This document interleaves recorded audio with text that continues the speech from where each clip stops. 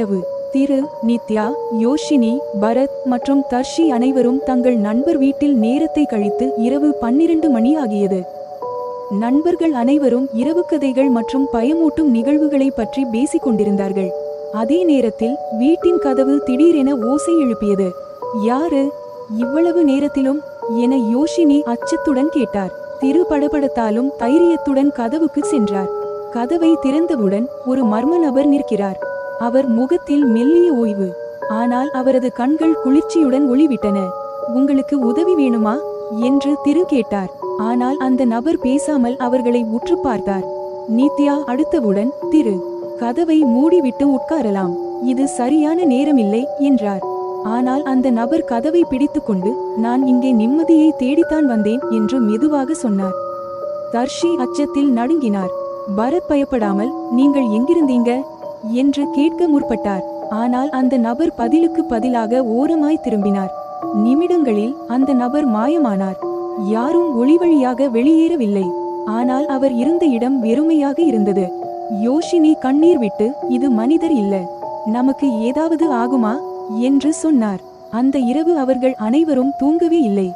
அவர்களுக்குள் பல கேள்விகள் இருந்தன. அந்த நபர் யார்? ஏன் அவர் வந்தார்? அவர் உயிரோடு உள்ளவரா அல்லது ஏதோ ஒரு ஆன்மாவா? அந்த சம்பவம் அவர்கள் வாழ்க்கையில் மறக்க முடியாத ஒரு மர்மமாகவே இருந்துவிட்டது. அடுத்த நாள் காலை திருவின் வீட்டில் அனைவரும் கூடி அந்த இரவில் நடந்ததை விவாதித்தனர். நித்யா அச்சத்துடன், அந்த நபரின் முகம் சாதாரணமாக இல்லை, அவர் மனிதர் அல்ல என்பதற்கு என்னை முழுமையாக நம்பம் வருகிறது என்றார். தர்ஷி அதற்கு பதில் கூற, நேற்று இரவு நம்முடன் நடந்தது வெறும் கற்பனை அல்ல. அந்த மர்ம நபரின் கண்கள் வித்தியாசமாக இருந்தது. அவரின் பார்வை நம்மை முழுவதும் பார்த்துவிட்டு ஏதோ செய்ய நினைத்தது போலிருந்தது. அப்போது பரத், நான் அந்த நபரின் வார்த்தைகளை நினைக்கிறேன், நட்சத்திரக்குறி நிம்மதியை தேடித்தான் வந்தேன் நட்சத்திரக்குறி என்று சொன்னார். இதுக்கு ஏதாவது அர்த்தம் இருக்கலாம் என்று கூறினார். அவர்களால் அந்த அனுபவத்தை மறக்க முடியவில்லை. எனவே யோஷினி, நம்மிடம் என்ன நடந்தது என்பதை தெரிந்து கொள்ள வேண்டுமென்றால் நம்மை சுற்றியுள்ள எந்த மர்ம கதைகள் இருக்கிறது என்பதை ஆய்வு செய்யலாம் என்று முடிவு செய்தார்.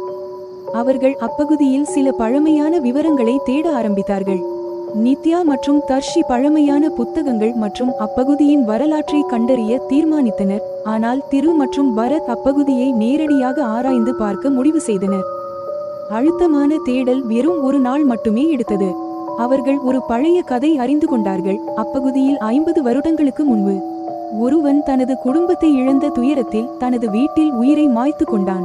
அந்த கதவுக்கருகே அவனது ஆன்மா இன்னும் நிம்மதியை தேடி அலையும் என்று நம்புகிறார்கள். அது கேள்வி எழுப்பியது. அந்த நபர் அந்த ஆன்மா தானா அல்லது ஏதோ புதிய மர்மமா? தோல்வியடையாமல் அவர்கள் சூரியன் மறைந்த பின் இரவில் அச்சம் மிக்க உண்மையை அறிய அதே இடத்துக்கு செல்வதற்கு முடிவு செய்தனர். நட்சத்திரக்குறி அவர்களுக்கு சந்திக்கும் அடுத்த மர்மம் அவர்கள் வாழ்க்கையை முழுமையாக மாற்றப் போகிறது என்பதை அவர்கள் தெரியாமல் அவ்வாறு பயணிக்கத் தொடங்கினர்.